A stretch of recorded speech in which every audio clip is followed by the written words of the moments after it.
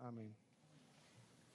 Que en esta tarde vamos a estar en el libro de Salmos, capítulo 25, versos del 16 al 17. 2 versículos en esta tarde, 16 al 27.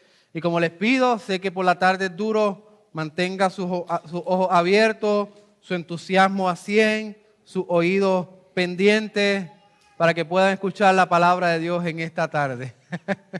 Y no se queden dormidos. Así que Salmos capítulo 25, versos del 16 al 17. Ya hemos visto en el libro de los Salmos en varias ocasiones que David, de su angustia, de su aflicción, de su sufrimiento, escribe los Salmos, escribe palabra de Dios. Y al parecer David está tan saturado, tan lleno de Dios, tan lleno de conocimiento del carácter de nuestro Señor, que Él habla acerca de los atributos de Dios, y en eso es lo que Él confía. Fíjense que David no es una persona que se deja llevar por sus emociones meramente. Sabemos que David es emocional, sabemos que él es músico, él es escritor, es rey, inclusive también cayó en pecado por sus emociones, pero al fin y al cabo es el conocimiento de Dios lo que lo lleva a confiar en su Creador, que lo lleva a confiar en su Salvador, que lo lleva a poner su mente en donde tiene que estar, en su Salvador. Cuando usted está en problemas que lo desesperan, ¿a dónde usted recurre? ¿A dónde usted va? Tú sabes que en Puerto Rico hay un problema bien mínimo con la luz eléctrica. Y a cada rato se va la luz eléctrica. Cuando la luz se va de noche y mis hijos quizás, uno está lavándose los dientes, otro está en la cocina, otro está en la sala, se va la luz, se pone oscuro. Uno de ellos va a gritar, ¡papi! Y gritan desesperadamente. ¿Por qué? Porque se fue la luz y está oscuro. Y ellos llaman, ellos están recurriendo a su padre o a su madre, si está su mamá sola. Ellos saben a dónde ir, ellos saben dónde está la seguridad, dónde está su refugio, dónde está quizás su descanso. Y esto es lo que David está haciendo en medio de la angustia. Él está refugiándose en su Salvador, en su Creador, a donde tú y yo debemos de ir constantemente. Hermanos, nuestra vida en este mundo caído enfrenta angustia, sufrimiento y desesperación muchas veces. Y lo que vamos a aprender aquí de David es la necesidad desesperada de su Salvador. Lo que vamos a aprender en esta tarde es la necesidad desesperada de nuestro Señor.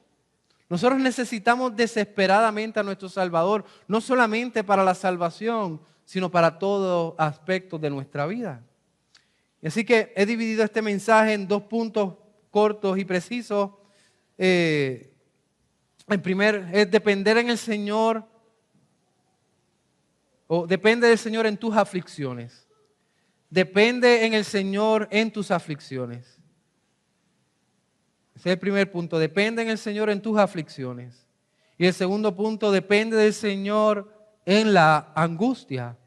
Depende del Señor en la angustia. Y vamos al primer punto, depende en el Señor en tus aflicciones, y solamente tengo un subpunto. Aquí vamos a ver que necesitamos de Él cuando nos sentimos en soledad. Necesitamos de Él cuando nos sentimos en soledad. Pero antes de eso, estoy discutiendo el verso y todavía no hemos leído el texto, así que nos ponemos de pie y leemos Salmo capítulo 25, versos 16 al 17. Dice así la palabra de Dios. Vuélvete a mí y tenme piedad, porque estoy solitario y afligido. Las angustias de mi corazón han aumentado. Sácame de mis congojas. Pueden tomar asiento.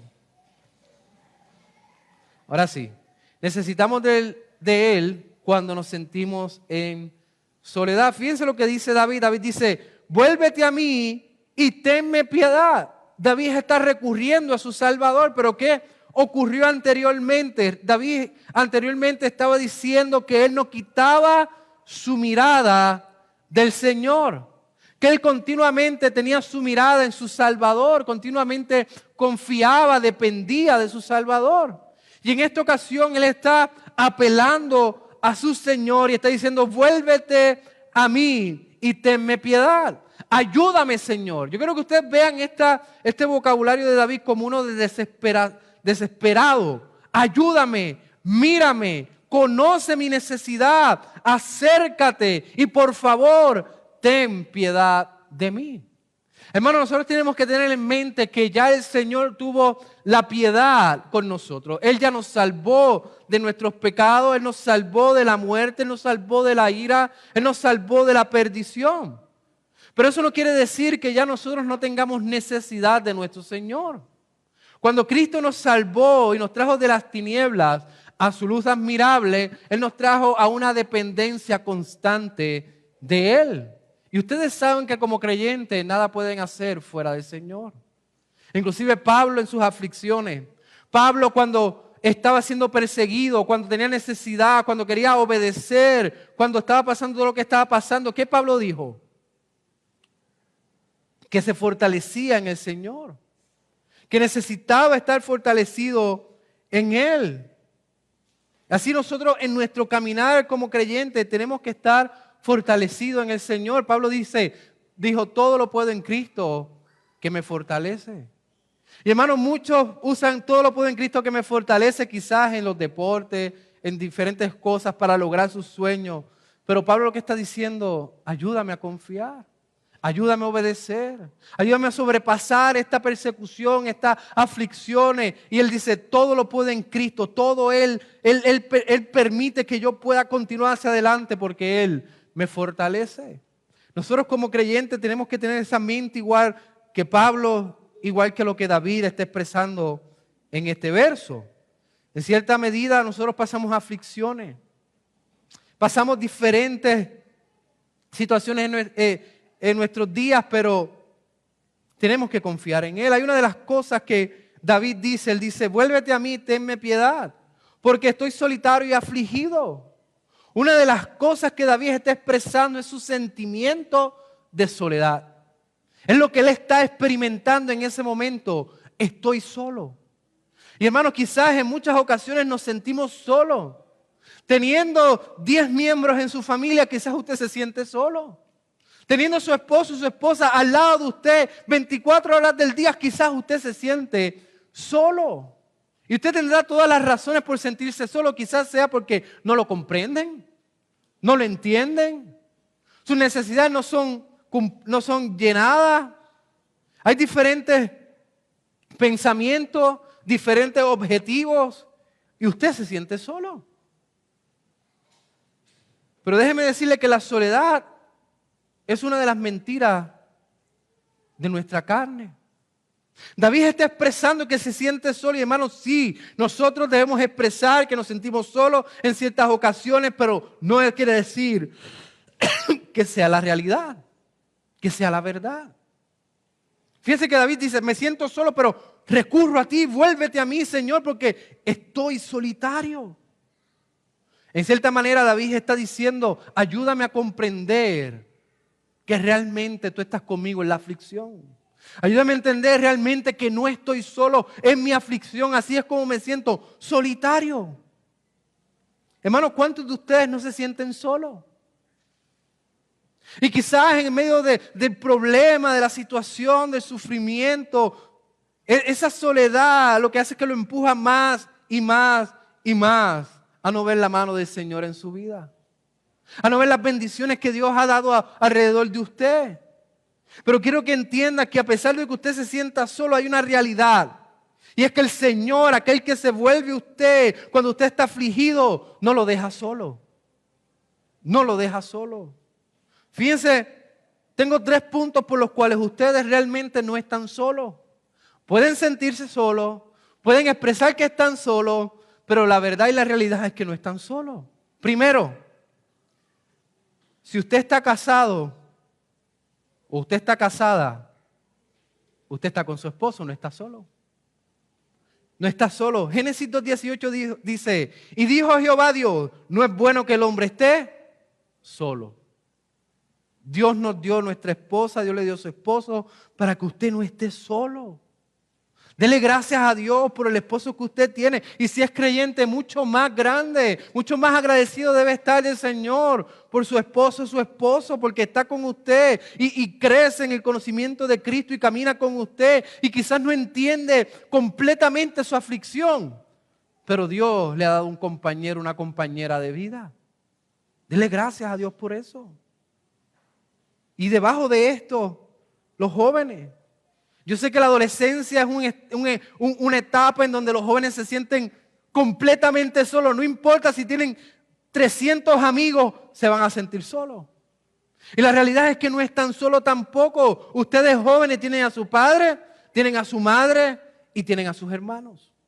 Y la realidad está en que el libro de Proverbios, si usted ha leído el libro de Proverbios, los mayores consejos que tiene el libro de Proverbios es: hijo, escucha a tu padre, escucha a tu madre. ¿Por qué? Porque realmente no están solos, están acompañados de sus padres, de su madre y la bendición de sus hermanos. Y usted pensará, pero pastor, esto es como que obvio. El punto es ese, que usted realmente vea que no está solo, que hay gente a su alrededor, que Dios le ha regalado gente a su alrededor. Segundo, si usted es creyente, usted pertenece a una iglesia. Usted pertenece a una iglesia. Aunque usted se sienta solo y dependa y mira al Señor y dice: Señor, vuélvete a mí, que estoy en aflicción, me siento solo. El Señor le dice: usted tiene una iglesia. Y fíjense lo que la Confesión de Fe de Westminster, capítulo 26, párrafo 2 dice. Dice: los santos, por su profesión, escuchen bien, están obligados a sostener un compañerismo santo y comunión en la adoración a Dios y a cumplir los otros servicios espirituales que sirvan a su edificación mutua, como también a socorrerse unos a otros en las cosas externas, de acuerdo a sus diversas capacidades y necesidades. ¿Qué nos enseña la confesión de fe? Que no estamos solos, que estamos obligados a tener una comunión unos con otros. Y no solamente una comunión en domingo, no solamente una comunión en coinonía, sino también velar por las necesidades de nuestro hermano, sea en aflicción, sea en soledad, o sea una necesidad física. Dice que de acuerdo a las diversas capacidades y necesidades. No estamos solos. No estamos solos. Y por último, y el más importante de todos, si usted es creyente, usted no está solo, Dios está con usted. El Espíritu Santo vive en usted. Y fíjense que quizás su esposo o su esposa no le entiendan completamente y no lo comprendan completamente. Que sus hermanos no lo comprendan completamente, que quizás la iglesia cada individuo está trabajando lo que tiene que trabajar y quizás no le comprendan, no le entiendan perfectamente lo que usted está pasando o lo que necesita. Pero hermanos, Dios comprende cada detalle de su necesidad. Dios comprende cada aflicción. Dios sabe sus pensamientos, sus sentimientos y sus necesidades. Dios conoce a profundidad todo lo que usted es. No está solo, tiene el Espíritu Santo. Yo creo que como creyentes entiendan que aunque usted esté en un monte caminando, usted no está solo. El Espíritu Santo, Dios mismo, está con usted. Juan 14:17 dice: el Espíritu de verdad, al cual el mundo no puede recibir, porque no le ve ni le conoce, pero vosotros le conocéis porque mora en vosotros y está en vosotros. Es una realidad. Dios está con nosotros. Hermanos, para que el Espíritu Santo more en nosotros, el Hijo tuvo que venir, morir en la cruz del Calvario y resucitar al tercer día. El Hijo tuvo que tomar todos nuestros pecados, toda nuestra desobediencia, todo el castigo que era para nosotros, todos los rotos que nosotros estábamos, todas esas cosas, y la llevó a la cruz del Calvario. Y murió en la cruz del Calvario. Y resucitó al tercer día. Y Él dice que del Padre y del Hijo viene el Espíritu Santo. Entonces Dios, Hijo, pasa todo ese sufrimiento, toda esa muerte, para que nosotros al final nos sintamos solos. No. Para que nosotros entendamos que el Espíritu Santo es Dios y está con nosotros. En el momento más frágil de su vida, en el momento quizás más depresivo de su vida, en el momento más solo que usted se sienta, no se engañe. Dios está contigo. ¿Y por qué Dios está contigo? La palabra dice, porque Él nos amó primero. Él te ama, por eso vive en ti por medio del Espíritu Santo para que nunca en la vida estés solo. ¿Ok? Así que, si uno alguna vez se siente solo, piense en el trabajo de Cristo Jesús y sepa que Él pasó todo ese sufrimiento para que usted no esté huérfano, sino que usted esté seguro de que Él está con usted. ¿Y por qué estamos seguros de esto? Como le he dicho anteriormente, si hay alguien en esta tierra que realmente experimentó la soledad, inclusive la soledad de estar cerca de Dios, fue el mismo Señor Jesucristo. Fue el mismo Señor Jesucristo. Jesucristo tenía discípulos y en el momento más crucial de su vida, cuando lo arrestaron, salieron corriendo. Lo dejaron solo. Y no solamente eso, sino que en la cruz del Calvario Jesucristo dice, Dios mío, ¿por qué me has desamparado? ¿Por qué me has abandonado? Porque Dios lo vio como el pecador más grande y no entendió, Cristo no sintió la presencia del Padre con Él en ese momento. Él experimentó la soledad para que nosotros nunca experimentemos estar solos sin Dios. Es un engaño del enemigo el creer que estamos solos. Cristo lo hizo para que nosotros tengamos comunión con Dios y nunca experimentemos la soledad. La soledad es una mentira del pecado, del mundo y de Satanás. Y esto nos lleva al segundo punto y último punto. Depende del Señor en la angustia. Fíjense lo que dice el verso 17. Las angustias de mi corazón han aumentado. Sácame de mis congojos, o sea, sácame de mi estrés, de mi inquietud. Pero fíjense lo que dice al principio, las angustias de mi corazón han aumentado, aumentan cada vez. Aquí debemos de mirar a nuestro Señor Jesucristo en las angustias. Hermano, ¿qué nos puede crear angustia? El matrimonio en ocasiones no crea angustia. La crianza de nuestros hijos, la adolescencia, inclusive la preocupación en la adultez de nuestros hijos nos crea algún tipo de angustia. La enfermedad, la situación con nuestros padres, la enfermedad de nuestros padres, nuestras necesidades físicas, los problemas de otros, nuestros problemas, los sueños no cumplidos, los anhelos que queremos tener, las relaciones terminadas, las relaciones nuevas, todas estas cosas pueden crear angustia.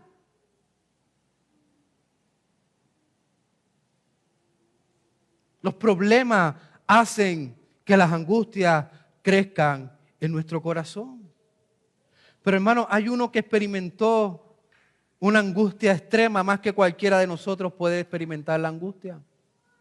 Y aquel que experimentó una angustia grande es nuestro Señor Jesucristo. Y esto lo podemos ver en Lucas capítulo 22. Lucas capítulo 22, versos del 39 al 45. Jesucristo experimentó lo que dice David. Y fíjense que las palabras de David quizás se parecen al del Señor Jesucristo en el Getsemaní cuando Él dijo, pasa de mí esta copa, pasa de mí esta copa. Y el alma de nuestro Señor Jesucristo estaba en angustia y sin embargo Él dijo, pero que se haga tu voluntad. Que se haga tu voluntad. Pero aquí hay 4 cosas prácticas que podemos aprender de nuestro Señor Jesucristo. 4 cosas prácticas que podemos aprender de nuestro Señor Jesucristo. Vamos a leer Lucas capítulo 22, versos 39 al 45. Dice, saliendo Jesús se encaminó como de costumbre hacia el monte de los olivos. Y los discípulos también lo seguían. Cuando llegó al lugar les dijo, oren para que no entren en tentación. y se apartó de ellos como un tiro de piedra. Y poniéndose de rodillas, oraba diciendo: Padre, si es tu voluntad, aparta de mí esta copa, pero no se haga mi voluntad sino la tuya. Entonces se apareció un ángel del cielo que lo fortalecía. Y estando en agonía, escuchen, estando en agonía, oraba con mucho fervor. Y su sudor se volvió como gruesas gotas de sangre que caían sobre la tierra. Cuando se levantó de orar, fue a los discípulos y los halló dormidos a causa de la tristeza. Y les dijo: ¿por qué duermen? Levántense y oren para que no entren en tentación. ¿Qué 4 cosas podemos aprender de estos momentos de la vida de nuestro Señor Jesucristo? Escuchen primero. El primero, oración. Cuando usted se encuentra en angustia, en problemas, situaciones difíciles, inclusive sintiéndose solo, nuestro Señor Jesucristo oró. Verso 40, oren para que no entren en tentación. Y el Señor Jesucristo mismo oraba constantemente. En su último momento nuestro Señor oró en dependencia de su Padre. Aquí estamos viendo la desesperada dependencia que necesitamos de nuestro Dios. Aquí el Hijo dependió del Padre en oración. Segundo, fíjense lo que el Señor dice: Padre, si es tu voluntad, aparta de mí esta copa, pero no se haga mi voluntad sino la tuya. El segundo es confiar que la voluntad de Dios es buena y mejor que la nuestra. El Señor Jesucristo reconoció que la voluntad del Padre es perfecta, es buena. Hermanos, la voluntad del Padre es buena para nosotros porque Él conoce nuestras necesidades. Él conoce todo lo que tiene que ver con nosotros y todo lo que Él decida es bueno para nosotros. Es santo, es perfecto, sea alegría o sea aflicción. Confiar en la voluntad de Dios y creer que es mejor que nuestra voluntad. Tercero, en esta misma verso 42, pero no se haga mi voluntad sino la tuya. Obediencia. Jesucristo en medio de la angustia y la aflicción continuaba siendo obediente. Que no se haga mi voluntad sino la tuya. Si esta es la voluntad de yo ir a la cruz y morir, para eso estuvimos de acuerdo que se haga tu voluntad. Aún Jesucristo en sus últimos momentos, como dice la palabra, fue obediente y obediente hasta la muerte y muerte de cruz. En medio de las angustias, hermanos, continúe siendo obediente, no se desespere, no se descontrole. Continúe pensando en la palabra de Dios, en su voluntad, en su ley y obedezca. Y cuarto, fíjense que en medio de la angustia, en medio de la aflicción, mira lo que el Señor dice en el verso 46 cuando va donde sus discípulos. ¿Por qué duermen? Escuchen, levántense y oren para que no entren en tentación.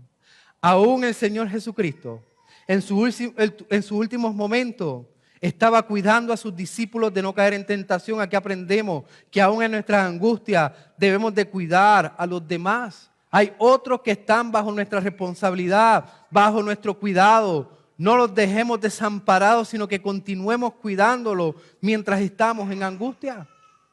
Así que, ¿qué aprendemos en las 4 partes en el Señor Jesucristo? Primero, oración. Continúa orando. Segundo, confiar que la voluntad del Padre es mejor que la nuestra. Tercero, continuar obedeciendo en medio del caos y la confusión. Y cuarto, continuar cuidando con diligencia a aquellos que están bajo nuestra responsabilidad. Hermanos, Jesús nunca dejó de depender del Padre. Nosotros tampoco debemos de dejar de depender de nuestro Dios. En este mundo caído, la angustia va a crecer en nuestros corazones. Y como dije antes, muchas cosas en la vida pueden aumentar la angustia en nuestro corazón. Al final, necesitamos desesperadamente a nuestro Salvador y Señor. Así que corramos a Él, refugiémonos en Él y entendamos que Él está con nosotros, que no está solo. Y obedezcamos y sigamos los pasos de nuestro Señor Jesucristo en obediencia, confianza y cuidado. Oramos. Amado Padre y Dios, Señor, gracias por tu palabra, gracias porque es precisa, es directa. Te pedimos, Señor, que tú nos ayudes en medio de nuestra angustia. Señor, mira nuestras aflicciones y ayúdanos a entender que no estamos solos, que tú estás con nosotros y que nos acompañarás hasta que tú regreses por tu iglesia. Pues oramos en el nombre de Jesús. Amén.